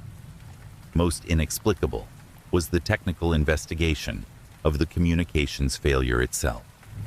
When systems engineers analyzed the equipment, They found no mechanical or electronic failures that could explain the outage. More disturbing was the discovery that despite the inability to transmit or receive communications, the system had continued to record during the entire 76-minute period. When technicians retrieved this data, they found something that defied conventional explanation. The recordings contained what appeared to be thousands of overlapping conversations, not just active police communications, but what analysts later identified as fragments of radio traffic dating back several years, including transmissions from officers who had retired or even died. Interspersed were segments of personal conversations that officers recognized as having occurred in their homes or private vehicles, nowhere near their police radios. Dr. Eleanor Webb, the electrical engineer who led the technical investigation, initially suspected some form of extensive security breach, perhaps a sophisticated hack that had accessed archived radio traffic and personal data. However, forensic analysis of the system found no evidence of external intrusion. In her final report, Dr. Webb concluded with the troubling assessment that the system appears to have been accessing and transmitting data that, by all technical understanding, it should not have had access to in the first place. The human toll of the incident extended beyond the immediate night in question. In the weeks following, 5 officers requested transfers or resigned from the department, including Officer Parker, who had been with the force for 12 years. Dispatcher Mendez took medical leave and never returned to emergency services work. Most concerning was the case of Dispatcher Freeman, who was diagnosed with conversion disorder and severe PTSD. During his psychiatric treatment, he repeatedly expressed the conviction that something came through the system that night, something that was listening long before we knew it was there. Montgomery County ultimately decommissioned the entire communications system, despite its recent installation and significant cost, replacing it with equipment from a different vendor. The original system was quarantined in a secure facility for further study, with access restricted to cleared personnel. Rumors within the department suggested that similar incidents on a smaller scale had occurred in 2 other counties using the same equipment, though these reports were never officially confirmed. The case attracted the attention of the FBI's Cyber Division, which conducted its own classified investigation. While their complete findings remain unavailable to the public, a partially redacted report acknowledged that the incident involved anomalous system behavior that cannot be fully explained by current understanding of telecommunications technology. The Bureau implemented nationwide protocols for emergency services to follow in the event of similar incidents. What makes the Montgomery County case particularly disturbing from a law enforcement perspective is the violation of what officers consider their lifeline, the radio system that connects them to support and backup. The incident created a lingering fear among officers that their communications, meant to be secure and reliable, could be not just compromised, but weaponized against them. As one senior officer noted in a department memo, "Our radio is supposed to be the one thing we can trust absolutely. That night shattered that trust in a way that can't be fully repaired." For the dispatchers who experienced the event directly, the psychological impact was severe and lasting. Catherine Winters, who remained with the department and later became an advocate for dispatcher mental health support, described the experience as feeling like something was in there with us, not just a technical glitch, but a presence that knew us and wanted something from us. Her statement reflects a sentiment expressed by multiple officers and dispatchers involved, that whatever occurred that night went beyond technical failure into something more fundamentally unsettling. Perhaps most disturbing are the recordings themselves. While most of the audio has been sealed under a judicial order following privacy concerns, The 12-second segment released during the county commissioner's inquiry contains what audio analysts described as multiple overlapping conversations, compressed into a time frame in which such overlapping would be acoustically impossible. The recording remains a subject of study by audio forensic specialists, with no consensus explanation for its unusual properties. The Montgomery County incident has become a cautionary case study in emergency services training nationwide. Though typically presented as an example of telecommunications security vulnerability, rather than the more unsettling event described by those who experienced it firsthand. For the officers and dispatchers who lived through those 76 minutes of compromised communications, however, the incident fundamentally changed their relationship with the technology they rely on daily. As Officer Chen stated in her final interview before transferring to another department, "We were all alone that night, thinking we were connected to something safe, something familiar, but we weren't. And the worst part is not knowing if it could happen again."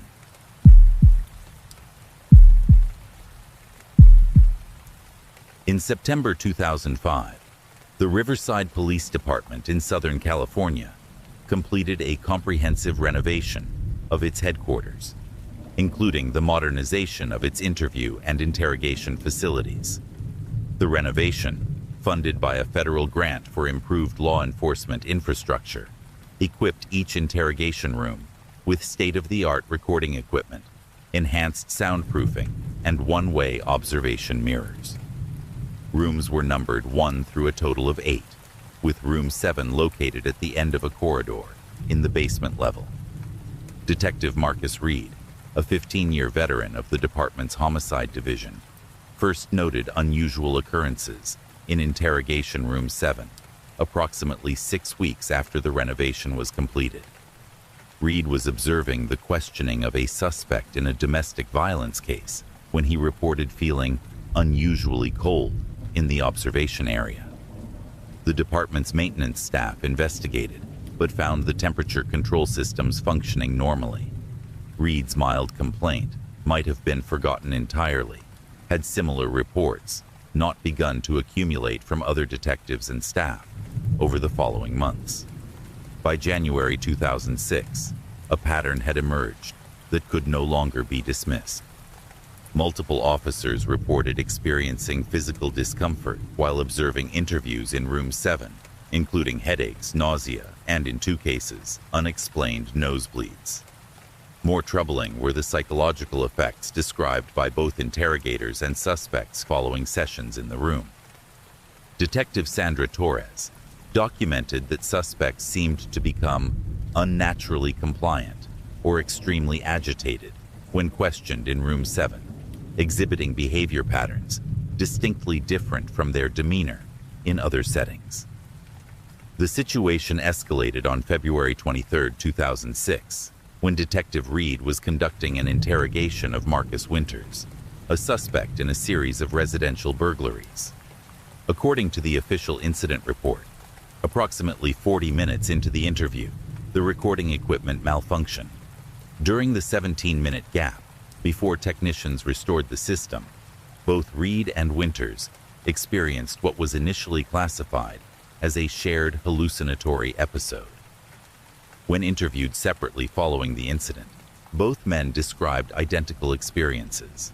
The temperature in the room dropped dramatically, and they both perceived what they described as something moving behind the observation mirror. Reed reported that the mirror's surface appeared to ripple like water, while Winters became hysterical, claiming he could see faces pressing against the glass from the other side, despite the fact that the observation area had been empty at the time. Following this incident, Captain Lawrence Chen, head of Riverside's Criminal Investigation Division, ordered a formal investigation into the growing number of reports associated with Room 7. He assigned the case to Detective Eliza Washington, a highly respected investigator, known for her methodical approach and skepticism toward unexplained phenomena. Washington's initial assumption was that environmental factors, perhaps poor ventilation or chemical residue from the renovation, were causing perceptual disturbances among room occupants. Washington's investigation began with a thorough examination of the renovation records, interviewing the contractors who had worked on the facility and reviewing the architectural plans. Her findings revealed the first troubling discrepancy. The basement area containing Room 7 showed different dimensions on the original building plans compared to the renovation blueprints. The room appeared to have been expanded by approximately 8 feet during renovation, yet no record existed of structural work that would account for this change. Further investigation uncovered that the building housing the police headquarters had originally been constructed in 1941 as a county medical facility. The basement level had housed the morgue and laboratory spaces before the building was repurposed for law enforcement use in the 1970s. Most significantly, Washington discovered that a small section of the original morgue area had been sealed off during the 1970s renovation, precisely the space now occupied by the expanded dimensions of Room 7. On March 15, 2006, Washington requested permission to open the wall behind the observation area mirror, suspecting that improper sealing of the old morgue space might be causing environmental issues affecting room occupants.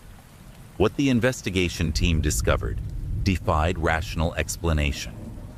Behind the recently constructed wall was a small chamber, approximately 8 feet by 6 feet, that had indeed been part of the original morgue. The space contained several items that should have been removed during the 1970s conversion: a rusted examination table, decayed leather restraints, and most disturbing, a collection of glass specimen jars. While most of the jars were empty, 3 contained preserved organic material, later identified as human brain tissue. Records indicated these specimens had been collected by Dr. Adrian Felton, a pathologist who had worked at the facility from 1943 to 1958. Further research into Dr. Felton revealed disturbing information. He had been quietly dismissed from his position following allegations of unethical practices, including unauthorized retention of specimens and experimentation beyond the scope of standard autopsies. Most alarming were notes found in one of Felton's journals, recovered from county archives, describing his interest in what he termed residual electrical activity in neural tissue and experiments involving the application of electrical currents to preserved brain specimens. The discovery prompted Captain Chen to immediately close Room 7, pending a complete investigation. The specimens were properly documented and transferred to the county medical examiner's office. A team of environmental specialists conducted thorough testing of the area, finding elevated electromagnetic readings near the observation mirror, but no chemical contaminants or other obvious environmental hazards. The case might have been closed as an unsettling but ultimately explainable situation. Improper disposal of medical specimens combined with suggestible individuals and perhaps unusual electromagnetic fields from outdated wiring, had it not been for what happened during the final phase of the investigation. On April 3, 2006, Washington authorized a complete recording of Room 7 over a 24-hour period, with no personnel present, to establish baseline readings before renovation crews removed the observation mirror and sealed the hidden chamber. The resulting footage contained an anomaly that has never been satisfactorily explained. At precisely 2:17 a.m., with the room empty and locked, the recording shows a rapid temperature drop of nearly 30 degrees Fahrenheit, registered by the environmental monitoring equipment. For approximately 3 minutes, the observation mirror appears to vibrate slightly, though no seismic activity or structural issues were ever identified that could account for this movement. Most disturbing is a visual anomaly captured on camera. what appears to be a brief but distinct pattern of movement reflected in the mirror's surface, despite the fact that nothing was present in the room to create such a reflection. Audio analysis of this segment revealed something equally inexplicable. Beneath the ambient sounds of the building's ventilation system, audio engineers isolated what they described as whispering voices at a frequency just at the threshold of human hearing. When amplified and filtered, the audio contains what sounds like fragments of technical language consistent with autopsy procedures, though no complete sentences could be definitively isolated. Following these discoveries, the Riverside Police Department made the decision to completely seal off both Room 7 and the hidden chamber behind it. The space was filled with concrete, the entrance to the room was permanently closed, and the basement corridor was reconfigured to eliminate any indication that the room had ever existed. Official records cited structural concerns and environmental hazards as the reason for these measures. Detective Washington submitted a comprehensive report documenting all findings related to the investigation. Her conclusions represented an unusual departure from her typically pragmatic approach. While conventional explanations exist for some of the phenomena associated with Room 7, the totality of experiences reported by department personnel, combined with the technical data gathered during this investigation, suggests the possibility of factors beyond our current capacity to fully explain. For the officers and staff who had direct experiences with Room 7, the department provided optional counseling services and the opportunity to transfer to different divisions, if desired. 4 officers, including Detective Reed, ultimately chose to leave the department entirely in the months following the investigation. Reed, when interviewed for an internal department review 1 year later, stated, "I've seen things in 20 years of police work that most people couldn't imagine. Nothing prepared me for what happened in that room. I still see that mirror in my dreams, and what was behind it, looking back at me." The Riverside case represents a unique intersection of historical medical ethics violations, institutional memory, and the psychological stresses inherent in law enforcement work. While the department officially maintains that environmental factors and power suggestion account for the experiences associated with Room 7, the decision to permanently seal the space, rather than simply renovate it, suggests a level of institutional concern beyond what the official explanation would warrant. For the detectives who worked closely with Room 7, the experience fundamentally altered their approach to interrogation and evidence gathering. Detective Torres, who continued with the department, became known for her insistence on conducting interviews in open, well-lit spaces, preferably without observation mirrors. When questioned about this preference, she would simply respond that some barriers between spaces aren't as solid as we like to think. Captain Chen, in his final memo before the room was sealed, perhaps best captured the lingering unease that the investigation created among department personnel.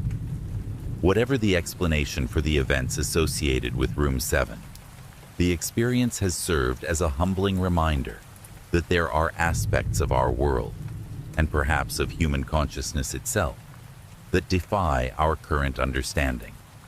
As officers of the law, we deal in facts and evidence, but we would be remiss to assume that all facts are already known to us, or that all evidence fits neatly into our existing frameworks of understanding.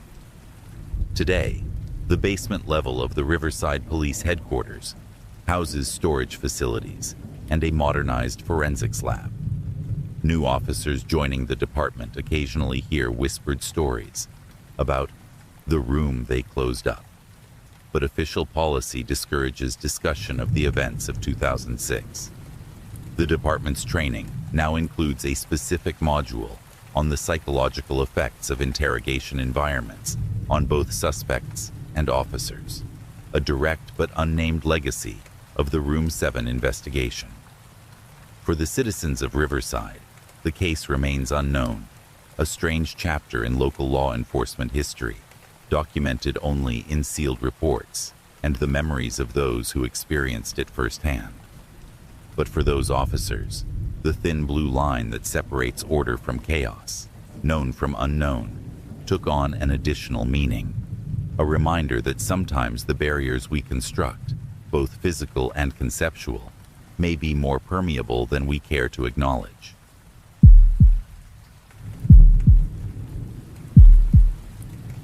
In October 2016, the Blackwater County Sheriff's Department in rural West Virginia implemented a new patrol route covering a previously underserved area known locally as the Hollows, a sparsely populated region characterized by dense forests, winding roads, and isolated homesteads. The decision followed months of complaints from residents about increased trespassing, vandalism, and suspicious activities that had gone largely uninvestigated due to limited departmental resources. Sheriff Michael Donovan assigned deputies Alan Mercer and Vanessa Torres to the new patrol route, scheduling them for alternating shifts to ensure coverage across multiple time periods. Both were experienced officers with exemplary service records. Mercer, 38, had served with the department for 12 years, following military service. Torres, 34, had transferred from Charleston's police department 3 years earlier, seeking the quieter pace of rural law enforcement. The Hollows patrol route covered approximately 40 miles of primarily unlit country roads, with the most isolated section being Hollows Road itself, a 7-mile stretch that wound through densely forested terrain with only 4 residential properties along its length. The area had historical significance as the site of a small mining community that had been abandoned in the 1950s following a collapse that claimed 17 lives. Beyond occasional mentions in local folklore, the tragedy had largely faded from public memory. The patrol route began without incident. Both deputies filed routine reports for the first 2 weeks, noting minor traffic violations and responding to occasional calls from residents reporting trespassers or unusual sounds.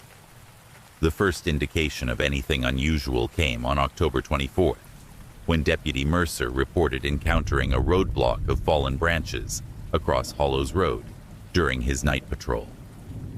Finding the arrangement deliberately placed, he documented the incident and cleared the obstruction. 3 nights later, Deputy Torres discovered a similar blockage in nearly the identical location.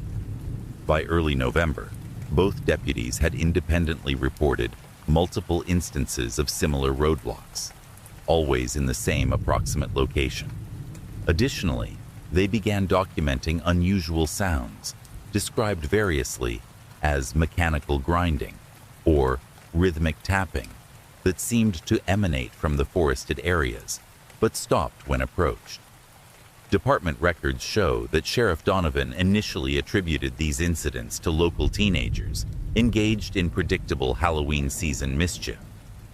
The situation escalated on November 12th, when Deputy Torres radioed for backup at 11:42 p.m., reporting that she had encountered multiple individuals on Hollows Road who refused to comply with instructions to clear the roadway. According to the transcript of her communication, the individuals appeared to be covered in dark material, possibly mining gear, and were standing motionless in the road. When Deputy Mercer arrived approximately 14 minutes later, he found Torres in her patrol vehicle, visibly shaken, but no individuals were present at the scene. During subsequent debriefing, Torres maintained that the individuals had been present and had only dispersed when she activated her vehicle's spotlight. She described them as unnaturally still and noted that despite repeated verbal commands issued through her vehicle's PA system, they showed no reaction until the spotlight activation, at which point they moved into the tree line faster than seemed possible. Deputy Mercer confirmed finding multiple sets of footprints in the soft shoulder of the road, though a rainstorm later that night prevented forensic documentation. Sheriff Donovan responded by implementing a temporary buddy system for the Hollows Patrol, assigning Mercer and Torres to conduct joint patrols rather than alternating shifts. This measure was intended both to ensure officer safety and to provide corroboration for any further unusual encounters. Department resources did not permit permanent double coverage, but the buddy system was maintained for 2 weeks, while investigations into the roadblocks and suspicious individuals continued. During this period, both deputies reported experiencing equipment malfunctions while on patrol, primarily affecting their vehicle's electrical systems and radio communications. Maintenance records confirm that Torres's patrol vehicle required battery replacement twice within a 10-day period, despite the battery testing normal when returned to the department garage. More concerning were the audio disturbances that began affecting their radio communications, described as a continuous low humming that sometimes resolved into what both officers independently described as whispering voices, too indistinct to decipher. The technical team attributed these issues to the remote location and the area's unusual topography, which they suggested might create radio frequency anomalies. This explanation was initially accepted, particularly as it aligned with historical department knowledge that the Hollows had always been a difficult area for maintaining clear communications. The situation reached a critical point on December 3rd, when deputies Mercer and Torres failed to check in at their scheduled time during a night patrol. After 40 minutes without communication, Sheriff Donovan dispatched deputies Clark and Wilkinson to their last known location on Hollows Road. What they discovered led to the immediate and permanent suspension of patrols in the area.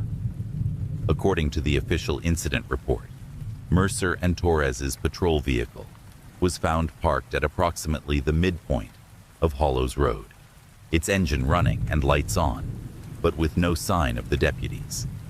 The vehicle's doors were closed but unlocked, and the dashboard camera was functioning normally. Deputies Clark and Wilkinson conducted an immediate search of the surrounding area, finding the officers approximately 400 yards into the forest on the eastern side of the road. Both Mercer and Torres were conscious, but in a state of extreme disorientation. Neither could account for why they had left their vehicle or how long they had been in the forest. Their service weapons had been fired. Mercer's weapon was empty, while Torres had 3 rounds remaining. Despite extensive searching, no targets or evidence of what they might have been firing at was ever found. More disturbing was the physical state of the officers. Both exhibited symptoms of exposure disproportionate to the approximately 2 hours they had been missing, with early signs of hypothermia, despite wearing appropriate cold weather gear. Medical examination at Blackwater County Hospital found no physical injuries beyond minor scratches, consistent with moving through dense forest underbrush. Toxicology screening revealed no substances that could explain their disorientation. The most concerning medical finding was that both officers showed elevated stress hormone levels, consistent with extreme fight or flight responses, similar to those seen in combat veterans immediately following intense engagements. The psychological evaluation that followed produced the most troubling aspects of the case. When interviewed separately once their conditions had stabilized, Mercer and Torres provided nearly identical accounts of their experience, despite having had no opportunity to coordinate their stories. Both reported responding to what appeared to be a person walking along the roadside, wearing what looked like old-fashioned mining equipment. After pulling over to investigate, both described experiencing a sudden, overwhelming sensation that Torres described as the air becoming thick, and Mercer called a pressure change, like being deep underwater. Their subsequent memories were fragmentary, but consistent. Both recalled hearing what sounded like mining operations, pickaxes striking stone, cartwheels on tracks, male voices calling out work commands, despite being miles from any active mining. Both described following these sounds into the forest, drawn by what Torres called an overwhelming need to help someone in distress. Most disturbing was their shared perception of eventually encountering multiple figures in outdated mining gear, who, when approached, revealed faces that both officers described as black voids or completely absent. The patrol car's dashboard camera provided no explanation for the officers' experience. The footage showed them pulling over after passing what appears to be a reflective marker or sign on the roadside, not uncommon in rural areas.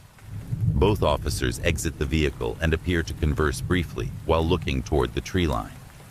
They then retrieve their flashlights, draw their weapons as a precautionary measure, and proceed into the forest. Nothing in their body language suggests duress or fear at this point.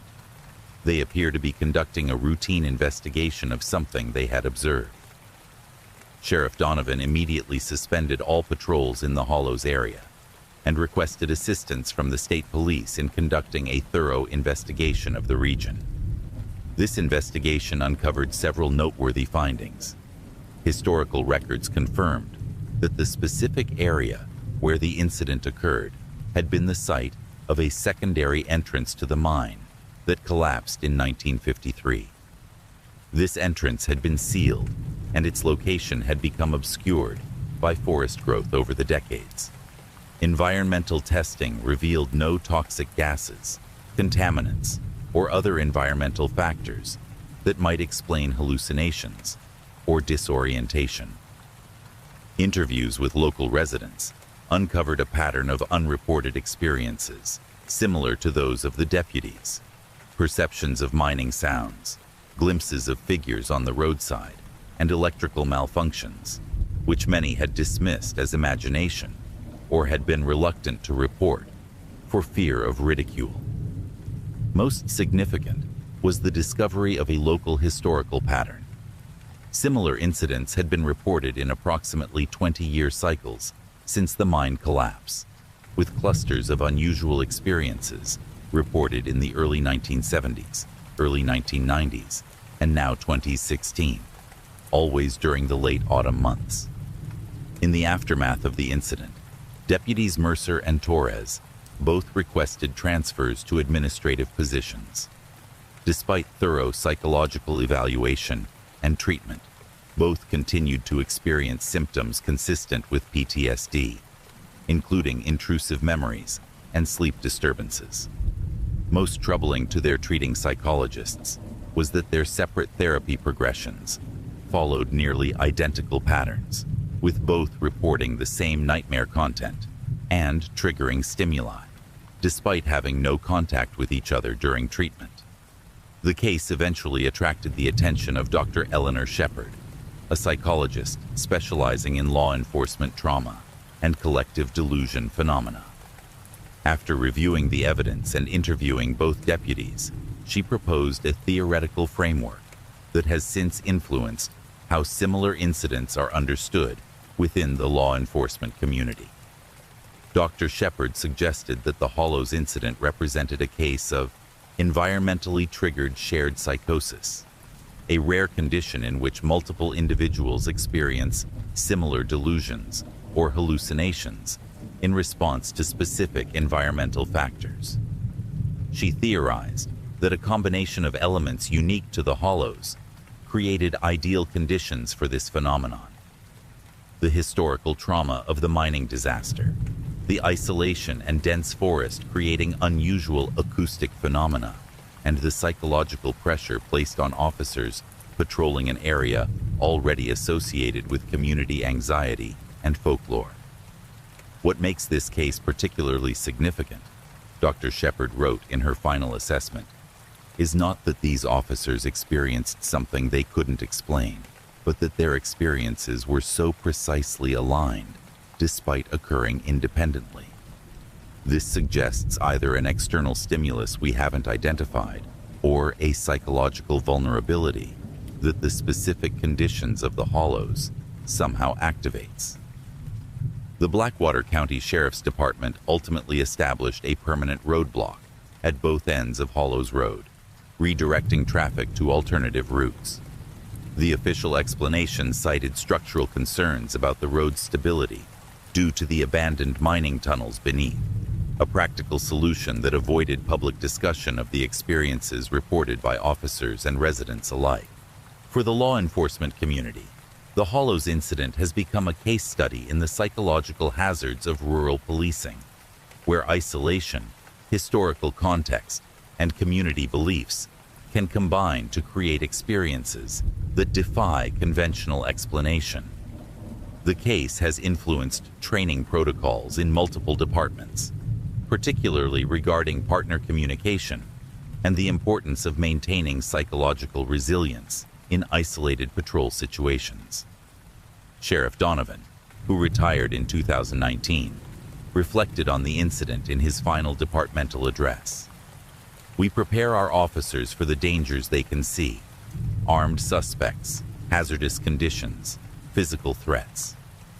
The Hollows taught us that sometimes the greatest dangers are those we can't easily categorize or defend against. Whatever happened to those deputies out there, it changed how we understand what it means to keep our officers safe." The Hollows Road remains closed to this day, its entrances marked with county maintenance signs, rather than any indication of the events that led to its closure. Local residents continue to avoid the area, particularly in the autumn months, and the road has faded from regular use, a 7-mile stretch of asphalt slowly being reclaimed by the surrounding forest and by the weight of memories too disturbing to be easily integrated into the community's understanding of itself.